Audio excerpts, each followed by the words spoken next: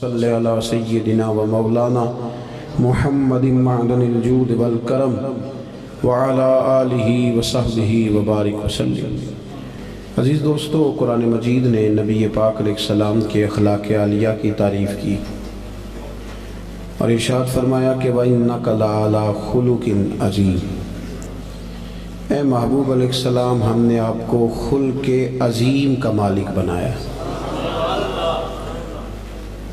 نبی پاک صلی اللہ علیہ وسلم نے جو اخلاق ہمیں عطا فرمائے ہیں نا، وہ کوئی عام سادے سے یا ایسے رویے نہیں ہیں جو کوئی بھی مصلح کسی کو بتا لے، بلکہ کائنات میں جو سب سے اچھی عادات اور سب سے اچھے اخلاق تھے وہ رسول کریم علیہ السلام نے ہمیں عطا فرمائے۔ اور حضور علیہ السلام نے فرمایا، میں اخلاق حسنہ کی تکمیل کرنے آیا ہوں۔ یعنی ساری دنیا جمع ہو کے بھی دوبارہ اتنے اچھے اخلاق کی طرف توجہ دلانے کا دعویٰ نہیں کر سکتی جو اخلاق مدینے والے محبوب نے ہمیں عطا فرمائے۔ یہ حد ہے، اس سے مزید آگے کوئی بڑھ سکتا؟ وَإِنَّكَ لَعَلَىٰ خُلُقٍ عَظِيمٍ۔ اور جناب عائشہ صدیقہ رضی اللہ تعالیٰ عنہ اس کی تفسیر میں فرمایا کرتی تھی، کانا خلقہ القرآن، کہ وہ سارے اخلاق جن کو قرآن بیان کرتا ہے نا، وہ سارے حضور نے کر کے دکھائے، وہ سرکار نے ہمیں کر کے دکھائے۔ ہمارے ہاں لوگ یہ سمجھتے ہیں کہ صرف میٹھا بولنے کا نام اخلاق ہے، حالانکہ اخلاق اعلیٰ حضرت نے خلق کا ترجمہ خو کیا ہے، یعنی عادت۔ اچھے اخلاق بنیادی طور پہ اچھی عادات کو کہتے ہیں۔ لوگ سمجھتے ہیں کہ صرف شاید میٹھا بولنے کا نام، یہ بھی اخلاق کا ایک حصہ ہے، لیکن ایک حصہ ہے۔ میٹھا بولنا کل اخلاق نہیں۔ میٹھا تو آپ کو پتہ ہے لوگ اپنے مطلب کے لیے بھی بولتے ہیں،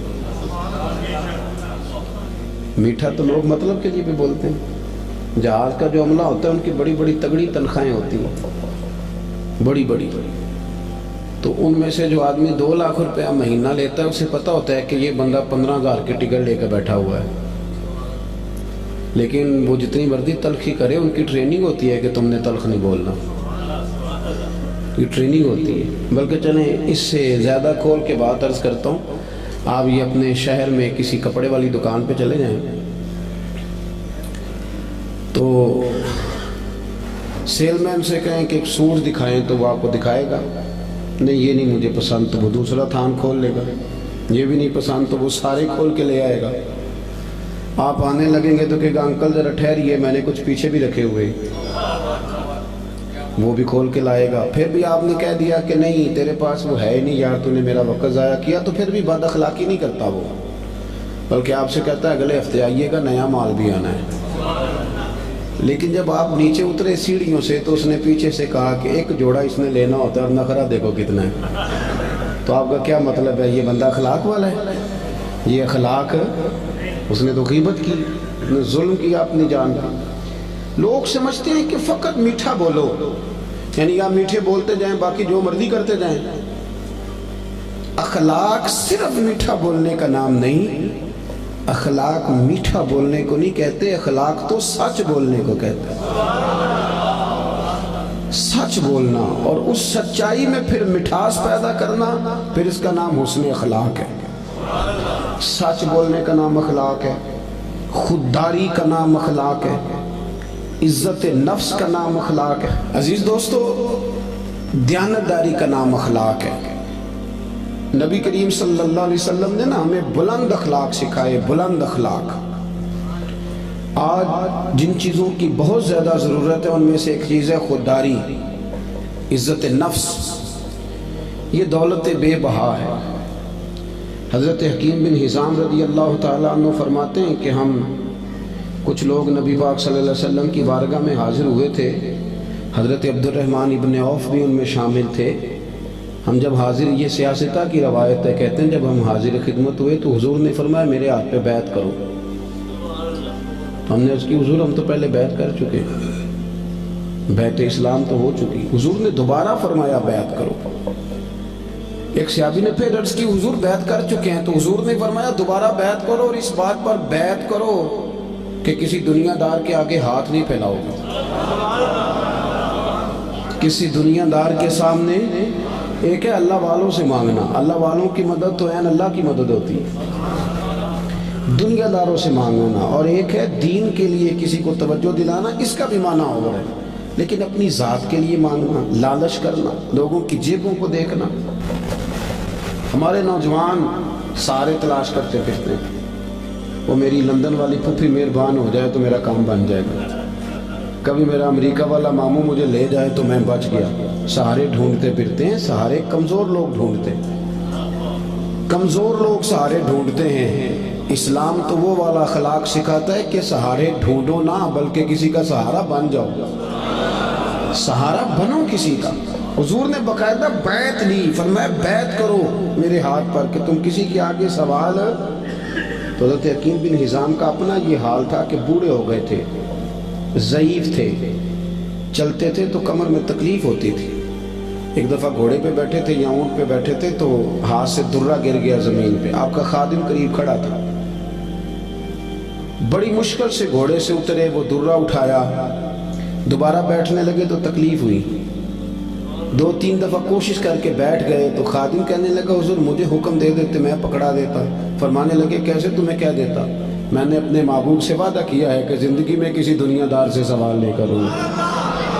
یہ کمزور لوگ ہوتے ہیں میرے بھائی۔ غیرت، اقبال نے کہا، اقبال کہنے لگے غیرت ہے بڑی چیز جہان تگ و دو میں، غیرت مند بن، تو کسی کے سامنے ہاتھ پھیلاتا ہے؟ غیرت ہے بڑی چیز جہان تگ و دو میں، پہناتی ہے یہ فقر کو تاج سردارا۔ فرمایا فقیر اگر سرداری والا تاج پہننا چاہتے ہیں نا تو پھر وہ ہاتھ پھیلانا چھوڑ دیں۔ مسند امام احمد بن حنبل کی حدیث کے 2 جملے ان کو رٹ کے یاد کر لینا آپ نے۔ ایک شخص نے عرض کیا تھا یا رسول اللہ صلی اللہ علیہ وسلم ذلت کیا ہے؟ تو نبی پاک علیہ السلام نے فرمایا اگر تو لالچ کرے گا تو ذلیل ہو جائے گا، لالچ کرے گا تو ذلیل ہو جائے گا۔ عرض کی حضور پھر عزت کیا ہے؟ تو محبوب فرمانے لگے جو رب نے تجھے دیا ہے نا اس پہ راضی ہو جا، اللہ تجھے عزت عطا کر دے گا۔ خوددار بنے۔ قرآن پاک نے نا تعریف کی ہے اصحاب صفہ کی، قرآن کہتا ہے لا یسألون الناس الحافا، وہ کسی سے لپٹ لپٹ کر سوال نہیں کرتے، پیٹوں پہ پتھر باندھے ہوئے کئی دنوں سے روٹی نہیں کھائی، پر کسی سے لپٹ لپٹ کر سوال، وہ خودداری والے لوگ، عزت نفس والے، وہ ہاتھ نہیں پھیلاتا۔ وہ ان کا یہ رویہ نہیں ہے کہ کوئی آئے گا تو مجھے دے جائے گا۔ خواجہ حسن بصری رحمۃ اللہ علیہ کے پاس ایک نوجوان آیا تو آگے کہنے لگا حضرت جی مجھے سمجھ لگ گئی آج کے بعد میں نے کام کوئی نہیں کرنا، اب میں گھر بیٹھوں گا اللہ روزی دے گا۔ آپ فرمانے لگے جی وہ کیا سمجھ لگ گئی ہے؟ کہنے لگا میں نے آج عجیب بات دیکھی ہے، میں جنگل میں گیا ہوا تھا، ایک شیر آیا ہے، اس نے ایک بکرے کا شکار کیا ہے، کچھ اس نے کھایا ہے، پھر اس نے باقی کا اپنے پنجوں میں پکڑا ہے، پہاڑی کے اوپر چڑھ گیا، وہاں ایک نابینا لومڑی بیٹھی تھی، باقی کا اس نے اسے کھلایا ہے۔ تو مجھے مسئلے کی سمجھ آ گئی ہے کہ جو اللہ لومڑی کے لیے بندوبست کر سکتا ہے میرے لیے بھی کرے گا، لہذا اب کام نہیں کرنا۔ تو خواجہ حسن بصری فرمانے لگے سبحان اللہ کیا تیری سوچ ہے، تو نے 2 کردار دیکھے، ایک لومڑی دیکھی ایک شیر دیکھا، او خدا کے بندے تو نے لومڑی بننے کا فیصلہ کیا، شیر بننے کا کیوں نہیں کیا؟ تو شیر بننا، شکار مار، کھا بھی اور کھلا بھی، کھا بھی اور کھلا بھی۔ پڑھے نا ابن ماجہ شریف، ایک صحابی حاضر خدمت ہوئے، عرض کی حضور کچھ دیجئے۔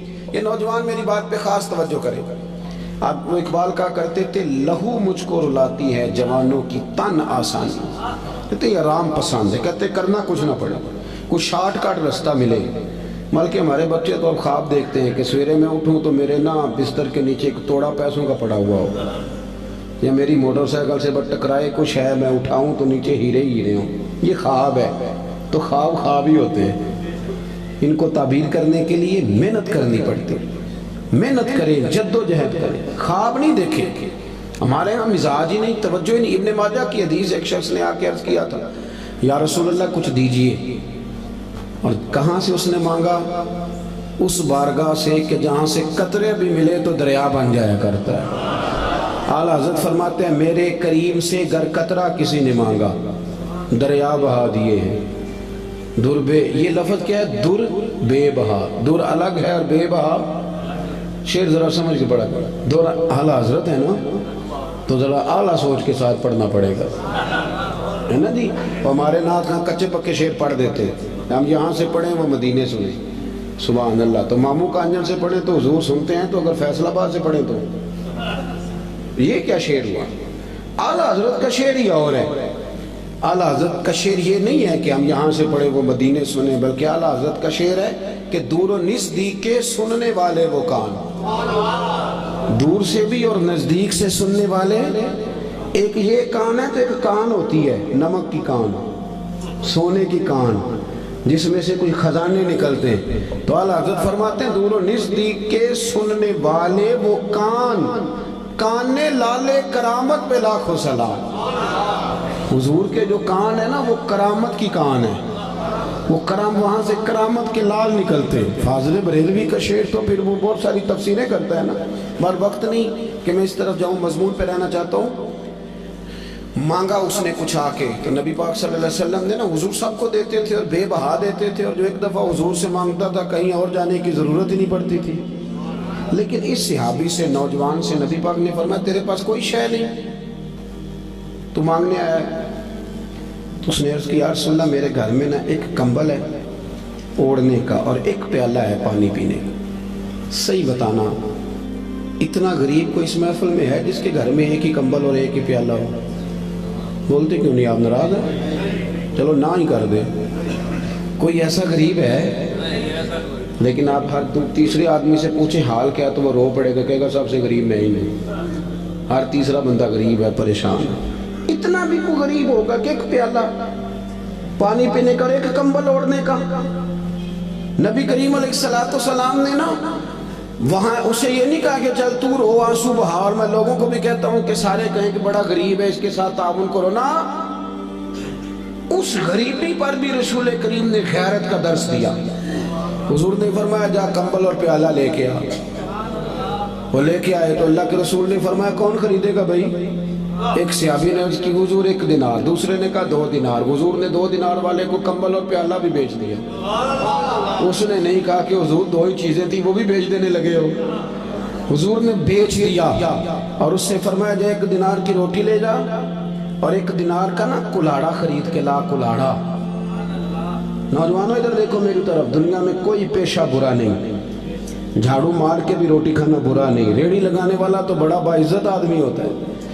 एक ही पेशा बुरा है, वो है किसी के सामने हाथ फैलाना, बाकी कोई शय बुरी नहीं। करीम रसूल सल्लल्लाहु अलैहि वसल्लम ने फरमाया कुल्हाड़ा खरीद के ला।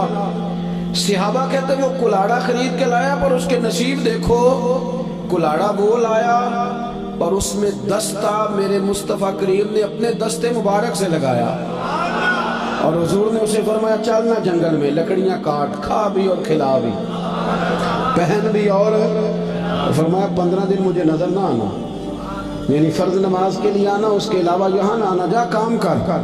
15 दिनों के बाद आया। ये लफ्ज़ इमाम सुयूती ने दुर्र मंसूर में लिखे। 15 दिन के बाद आया तो हुजूर ने फरमाया तेरा क्या हाल है? अर्ज़ करने लगे या रसूलल्लाह पहले 1 कंबल था, अब सारे घर के बिस्तर बन गए। पहले 1 प्याला था, बड़े बर्तन बन गए। और इमाम सुयूती ने ये लफ्ज़ बढ़ा के लिखे हैं, ये सिहा के नहीं है। कहते हैं उसने जेब में हाथ डाला और 10 दिनार निकाले। अर्ज़ करने लगा हुजूर ये रख लें, मस्जिद और मदरसे के काम आ जाएंगे, ये मेरी तरफ से नजराना। अल्लामा इकबाल थे यूरोप में, तो उनके बेटे ने खत लिखा अब्बा जी मुझे कुछ पैसों की जरूरत है, तो आपका नाम लेके किसी से कर्जा पकड़ लूं? तो इकबाल ने जवाब में नज़म लिख के भेजी।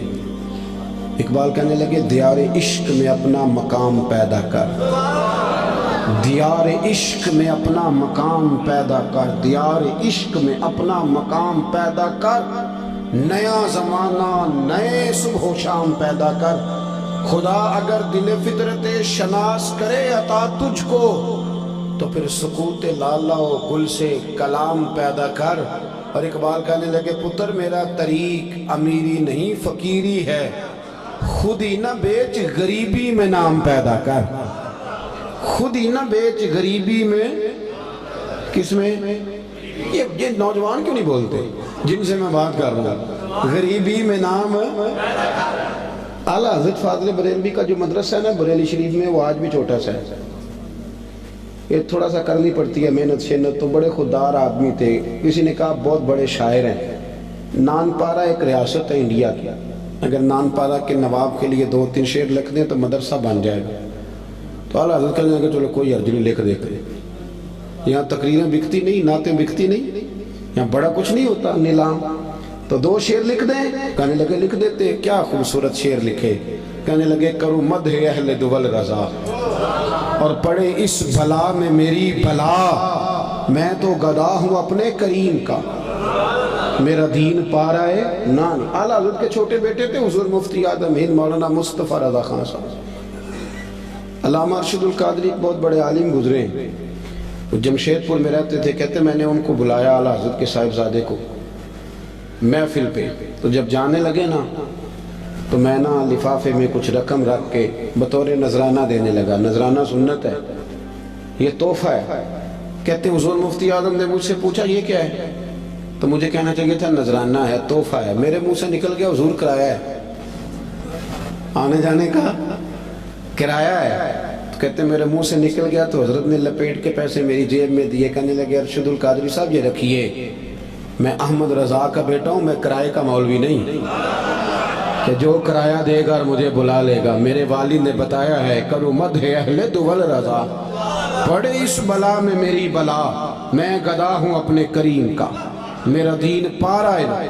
نوجوانوں یہ اخلاق سب سے پہلے سیکھو، سب سے پہلے کہ کسی دنیا دار کے سامنے ہاتھ آپ محنت کریں. اللہ تو محنت کرنے والے کو محبوب ہی بڑا رکھتا ہے. آپ مشقت کریں. آپ دیکھیں رب کتنے رستے کھولتے. اور ایک اور بات، جو لوگ سیڑھیوں سے چلتے ہیں نا بے ساکھیوں سے، انہیں پیروں پہ چلنا ہی نہیں آتا. اگر اپنے پیروں پہ چلنا سیکھو گے نا تو 1-2 دفعہ لڑکھڑاؤ گے، پھر سیدھے کھڑے ہو جاؤ، سیدھے کھڑے ہو جاؤ.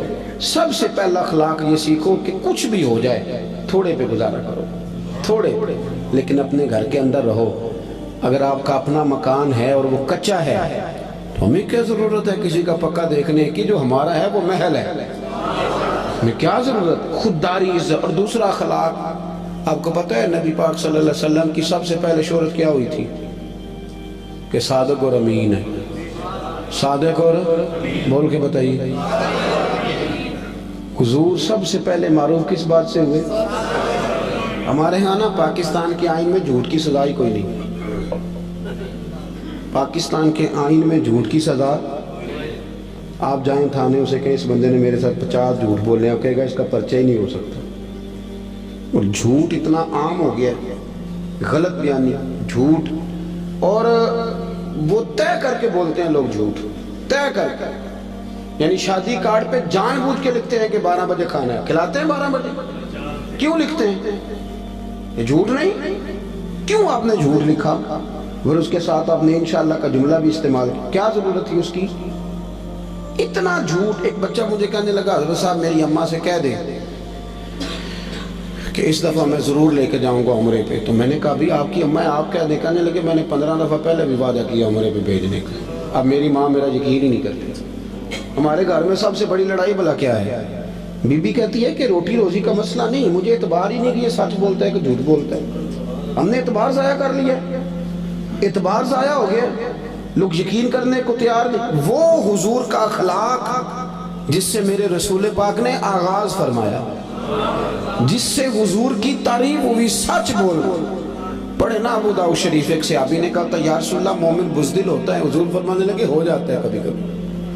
اس نے کہا یا رسول اللہ مومن کنجوس بھی ہوتا ہے. فرمایا کر لیتا ہے میرا مومن کبھی کبھی کنجوسی بھی. یکون المؤمن کاذبا قال لا او کما قال صلی اللہ تعالی علیہ وسلم. اس شخص نے عرض کی یا رسول اللہ کیا آپ کا کلمہ پڑھنے والا جھوٹ بھی بولتا ہے؟ تو میرے محبوب فرمانے لگے مومن سارا کچھ ہو سکتا ہے، جھوٹا نہیں ہوتا. سچے نبی کے ماننے والے جھوٹ بولتے، بددیانتی کا مظاہرہ کرتے، تو اتنا جھوٹ بولا. اور سنیں ترمذی شریف، جاگ رہے ہیں آپ لوگ؟ حضور نے فرمایا تو سچ بول کے تجارت کر. اچھا یہاں بھی ایک بات کر دوں، لوگ کہتے ہیں جھوٹ کے بغیر کام نہیں چلتا. میرا یہ خیال ہے کہ سچے کا کام زیادہ چلتا ہے. بندے کہتے ہیں وہ 5 روپے زیادہ لیتا ہے پر بندہ کھرا ہے، چیز غلط ہے، اس کی تو شہرت اچھی ہو جاتی ہے. ترمذی شریف کے لفظ ہیں، اللہ کے حبیب صلی اللہ علیہ وسلم نے فرمایا تو سچ بول کے تجارت کر، اللہ سچے تاجر کو قیامت کے دن نبیوں کے ساتھ جگہ عطا فرمائے گا. لیکن لوگ جھوٹ بولتے ہیں اور بڑا تگڑا کر کے بولتے ہیں، بددیانتی کرتے ہیں، اور چھوٹی چھوٹی سی یعنی کبھی کبھی نہ شرم آتی ہے جب بڑے ذمہ دار ادارے کا آدمی 200 روپیہ رشوت لیتا ہے تو شرم آتی ہے کہ یار اس کو ڈسکس بھی کریں گے اب ہم، یعنی اتنا نیچے اتر جائیں گے. حد ہوتی ہے کوئی کسی چیز، اتنا نیچے اتر کے ہم بددیانتی کریں گے. آپ کو پتہ ہے کہ جس رات میرے رسول کریم علیہ السلام نے ہجرت کی تھی وہ رات کتنی خطرناک تھی. اہل مکہ نے ایک پوری سازش رچی تھی، ہر قبیلے کے ایک آدمی کو تلوار دی تھی، ہر قبیلے کے، تاکہ حضور کو مل کے اگر شہید کیا جائے تو کسی ایک قبیلے پر الزام نہ آئے. ہر قبیلے کا بندہ آیا تھا، چاروں طرف سے گھر کو گھیر لیا. وہ طے کر کے آئے تھے کہ معاذ اللہ ثم معاذ اللہ حضور کو شہید کریں گے. وہ شہید کر رہے ہیں، توجہ ہے میری بات پر. اور سرکار حضرت مولا علی شیر خدا سے فرما رہے ہیں کہ تم میرے بستر پہ لیٹ جا، سویرے لوگوں کی امانتیں واپس کر کے آ جانا. محققین کہتے ہیں کہ وہ امانتیں بھلا کن لوگوں کی تھیں؟ جو باہر تلواریں لے کے کھڑے تھے. مجھے سچ بتاؤ کہ جس بندے سے میں نے لینا ہو لاکھ روپیہ وہ عمرے پہ جانے لگے، حالانکہ مجھے پتہ ہے کہ 20 دنوں میں 28 دنوں میں لوٹ آئے گا، تو میں اسے جانے دیتا ہوں. میں کہتا ہوں پہلے میرے پیسے رکھ. آپ ذرا اس بات کو اس کو عام نہ لیجئے گا، ذرا اس کی گہرائی دیکھیں کہ آپ ایک بندے کو شہید کرنے لگے، آپ اس کا خاتمہ کرنے لگے اور آپ کے پیسے اس کے گھر میں پڑے. انوکھی بات نہیں. اخنس بن شریک سے ابو سفیان کہنے لگے کہ سنا تیرے بھی پیسے وہاں پڑے ہیں، تو شہید کرنے آ گیا تو پیسے تو لے رہے تھے. تو اخنس بن شریک کہنے لگا ابو سفیان چپ کر، بات کا تجھے بھی پتہ ہے اور بات کا مجھے بھی پتہ ہے. وہ باہر سے نہیں آئے، یہیں پیدا ہوئے، یہیں جوان ہوئے، ہمارے سامنے ان کی کن پٹیوں پہ بال سفید آئے. جانتا تو بھی ہے اور پتہ مجھے بھی ہے، مخالفت جتنی مرضی کریں پر یہ تو ہمیں پتہ ہے نا کہ وہ دنیا سے چلے بھی گئے تو ہماری امانتیں پھر بھی ضائع نہیں ہوں. آپ کیا بات کرتے ہیں صاحب؟ تیری صورت تیری سیرت زمانے سے نرالی ہے اور تیری ہر ایک ادا پیارے ادائے بے مثالی ہے. میرے عزیز اتنی بڑی بات کہ پیسے گھر میں پڑے، تو ان کا یہ دعویٰ ہے کہ وہ شہید بھی ہو گئے تو ہماری امانتیں ضائع. لیکن یہاں کیا حال ہے؟ بڑا سیانہ بندہ، بڑا سیانہ کہتا تیرا بیانہ گیا، ختم، چھٹی. کس حساب سے رکھ لیا آپ نے بیانہ؟ کس مفتی سے فتویٰ لیا؟ لیکن چھوٹی چھوٹی چیزوں میں بددیانتی، جھوٹ، دغا، فریب. اور آپ یقین کریں کوئی فائدہ نہیں ہوتا، لوگ پھر بھی جھوٹ بولتے ہیں، مذاق میں جھوٹ بولتے ہیں، جھوٹی کہانیاں سناتے ہیں. چھوڑیں. مہینہ چل رہا ہے سیدنا ابو بکر صدیق کا. حضرت ابو بکر صدیق رضی اللہ تعالیٰ عنہ نا نبی کریم صلی اللہ علیہ وسلم کو لے کے نا غار ثور پہ تشریف لے گئے. آج جب حاجی جاتے ہیں نا وہاں زیارت کے لیے تو رستے میں نا 5-6 جگہ سٹے کا مقام بنا ہوا ہے. چائے پیتے ہیں، بوتل پیتے ہیں، پھر بھی واپس آ کے ڈینگے مارتے ہیں کہ میں چڑھ گیا تھا جی، میں ہوا آیا ہوں جی، میں تو یوں گیا اور یوں آیا. حالانکہ رستہ بنا ہوا ہے، رستے میں کئی جگہ پانی پیا، پھر بھی بڑی بڑھ کے. جب حضرت صدیق اکبر لے کے گئے تھے تو رستہ بھی کوئی نہیں تھا، وقت تھا رات کا. وہ درویشوں نے کیا خوب بات کی. جب دیکھا نا کہ حضور کو ذرا تکلیف ہو رہی ہے تو جناب ابو بکر کہنے لگے حضور میرے کندھوں پہ آ گئے. وہ درویش کہنے لگے وہ ویکھو پبا پار کدب نہیں جے لاؤندا تے 100 پہاڑ تے چڑھیا جاندا، او پیا جاندا دے یار نبی دا اے اصلی دلدار نبی. ابو بکر صدیق نے نا اپنی جوان بیٹی، ذرا توجہ کرنا میری بات پر، بیٹیاں بڑی پیاری ہوتی ہیں. جو لوگ شروع سے یہاں رہتے ہیں نا اس شہر میں، وہ محلے میں، تو بچیاں جانتی ہوتی ہیں کہ یہ میرا چاچو ہے، یہ میرا خالو ہے، یہ میرا، سب اپنے ہوتے ہیں. لیکن اس کے باوجود بھی رات کو اگر جوان بیٹی نکل جائے نا چوک میں ماچس لینے تو سویرے مصیبت بن جاتی ہے. وہ بچی رات کو نکل گئی، اور ہو سکتا ہے کہ والد بندوق نکال لے کہ تو کیسے باہر گئی تھی، لیکن یارو وفا بڑے بڑے امتحان لیتی۔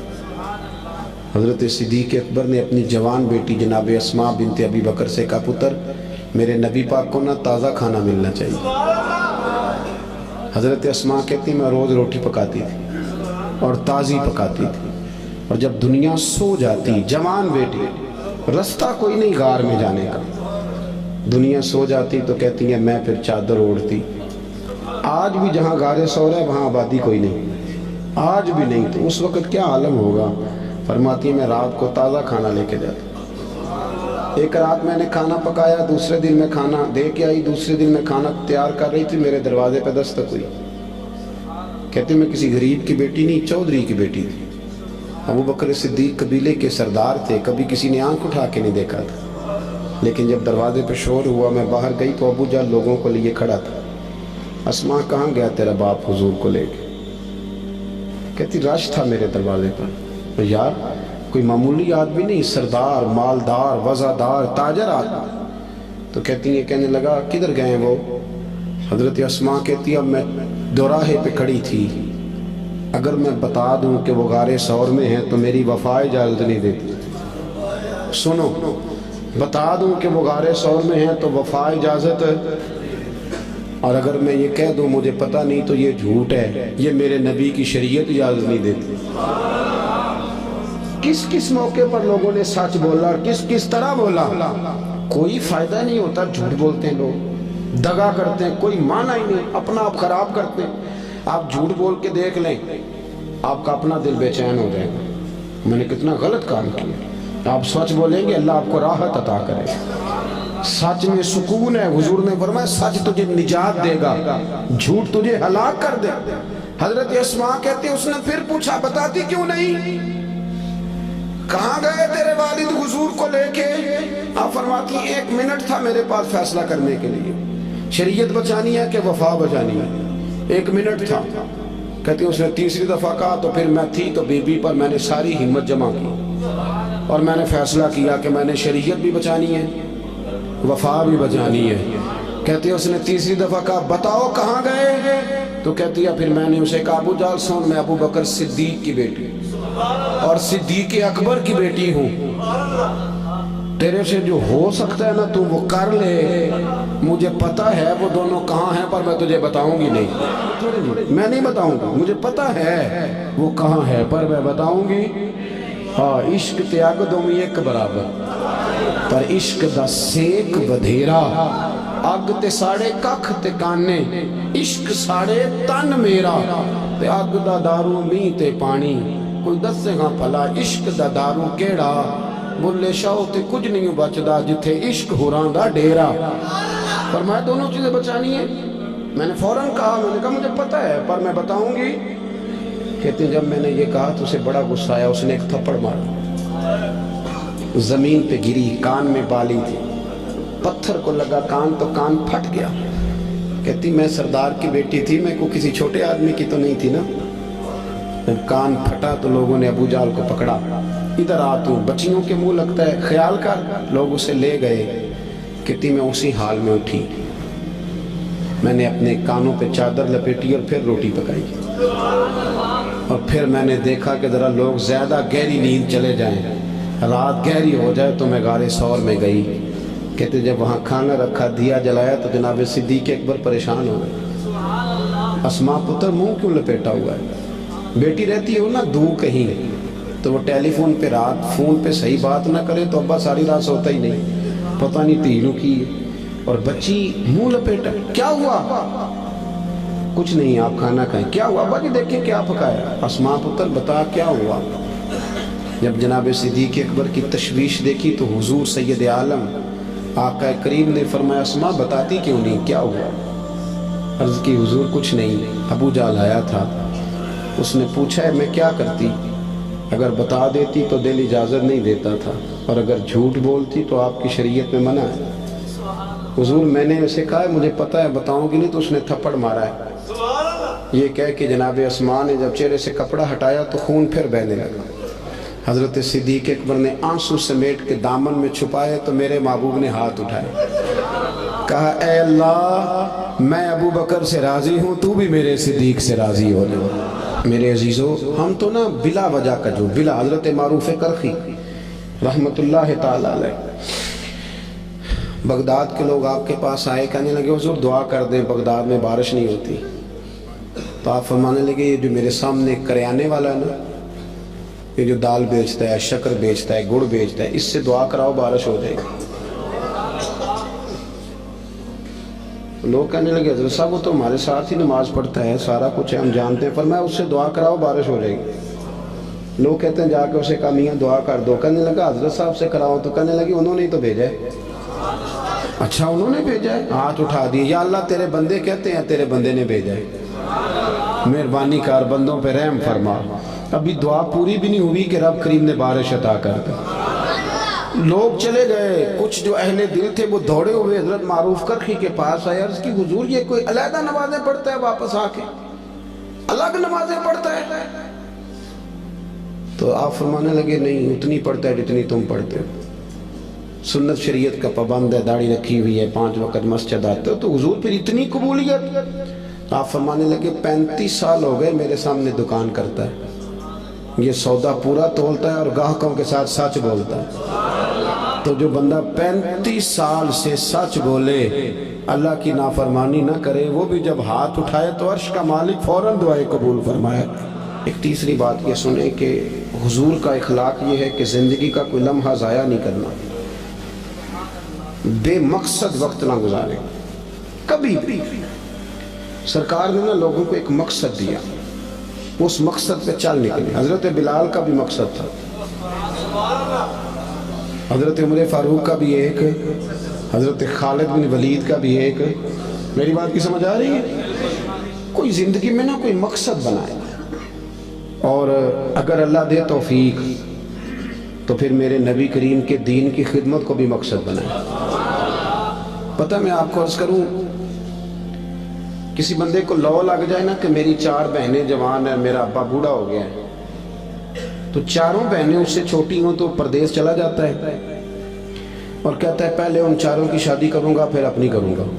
کرتے ہیں کہ نہیں ایسے لوگ؟ کرتے ہیں نا۔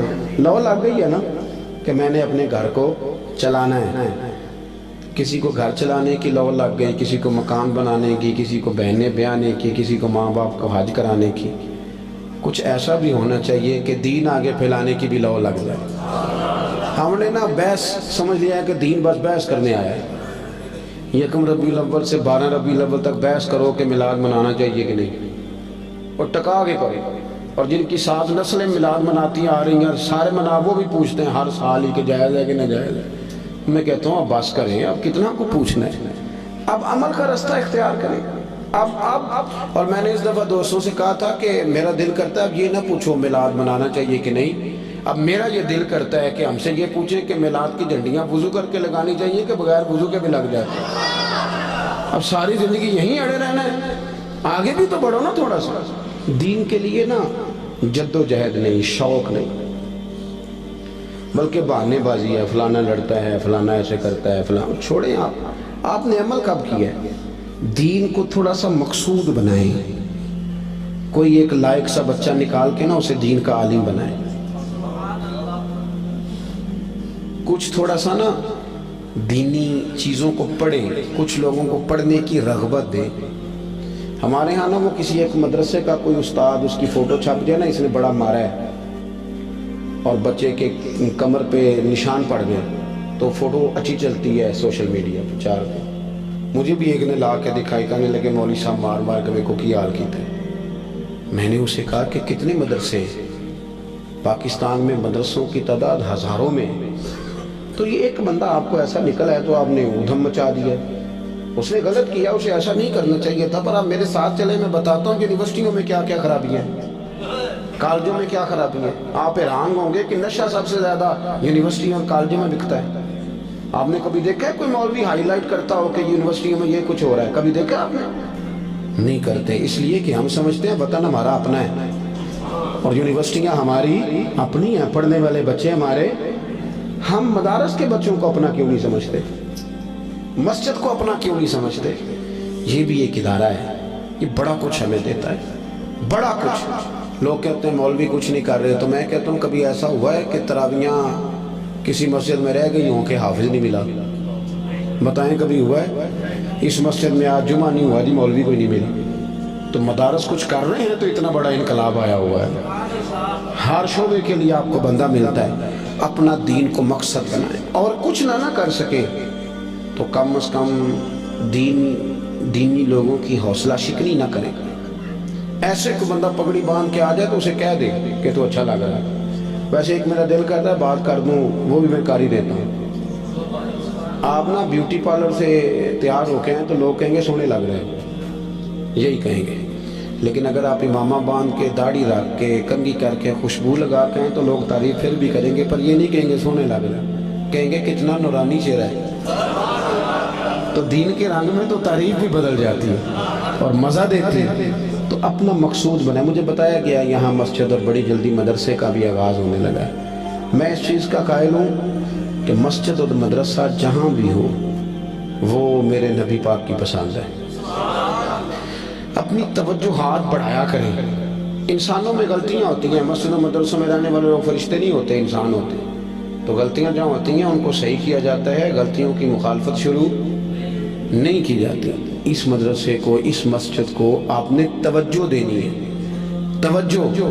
میرے پاس نا میرے کچھ مریدین جو لاہور سے تعلق رکھتے ہیں وہ سارے آئے ہوئے تھے، کچھ دن ہو گئے، وہ کافی سارے لوگ تھے، تو کچھ وظائف کی بات چیت چل رہی تھی، تو میں نے انہیں کہا کہ تمہارا ایک وظیفہ میں نے اور بڑھا دیا۔ پیر صاحب وہ کیا؟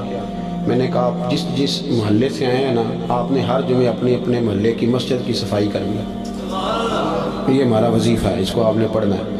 اور مسجد کے انتظامی معاملات میں مداخلت نہیں کرنی، امام خطیب کمیٹی کیا کر رہی ہے اس سے سروکار نہیں، مسجد کی صفائی کریں، آپ کر کے دیکھیں اللہ آپ کو سکون عطا کرے گا۔ بہت بڑے درویش گزرے، بابا فرید، جو بندہ کہتا تھا نا دل پریشان ہے اسے جھاڑو دیتے تھے، کہتے تھے جا مسجد میں جا کے جھاڑو دے، رب تجھے سکون عطا کرے گا۔ اور خود فرمایا کرتے تھے اٹھ فریدہ ستیا تے جھاڑو دے مسیت، اٹھ فریدہ ستیا تے جھاڑو دے، بولیے۔ چلے مذہبی لوگوں سے بھی بات کر ہی لیتے ہیں۔ وہ امام صاحب کہتے ہیں مسجد کمیٹی دی وہ صفائی کرے، میں تو امام آنا، امام تو نہیں نہ صفائی کرتا ہوتا۔ تو کمیٹی والے کہتے ہیں حضرت صاحب کرائی صفائی تسی کہڑا آپ کرنی، بالا کو لے کرانی دے، وہ بھی بڑے پکے ہیں۔ تو میں کہتا ہوں کہ مسجد کمیٹی کی ہے کہ اللہ کی ہے؟ اس یہاں کون آتا ہے؟ اللہ کے پرونے آتے ہیں نا، اللہ کے مہمان آتے ہیں۔ میں الحمدللہ خوشی محسوس کرتا ہوں مسجد کو صاف کرتا، اس لیے کہ وہ رب کا گھر ہے۔ تو آپ مسجد میں رہتے ہیں، میں مسجد میں رہتا ہوں، اس کا کیا معنی ہوا کہ ہم اس میں بھی کہیں کہ ہماری حدق ہو رہی ہے، ہم کسی چودھری کا گھر صاف کر رہے ہیں، تو رب کریم کا گھر ہے۔ آپ کیوں ایسی کچی؟ اٹھ فریدہ ستیا جھاڑو دے مسیت، اور تو ستا رب جاگدا تیری ڈاڈے نال پرید۔ اٹھ فریدہ ستیا، داڑھی آ گئی پور، اگا نیڑے آ گئی، پچھا رہ گئی دور۔ اٹھ فریدہ ستیا تے خلقت ویکھن جا، متے کوئی مل جائی بخشیا تے تم ہی بخشیا جا۔ ایک بات یہ عرض کی کہ خودداری پیدا کرے، اعلیٰ اخلاق، اور دوسری گزارش یہ کی کہ سچ بولیں، دیانتداری کا، اور تیسرا اپنا کوئی مقصد بنائیں، ایک منٹ بھی زندگی کا ضائع نہ کریں۔ اور اگر دین مقصد بن گیا تو پھر تو دین بھی مل گیا، دنیا بھی مل گئی۔ جو میں کہہ سکا دعا کرتا ہوں اللہ اسے قبول فرما لے۔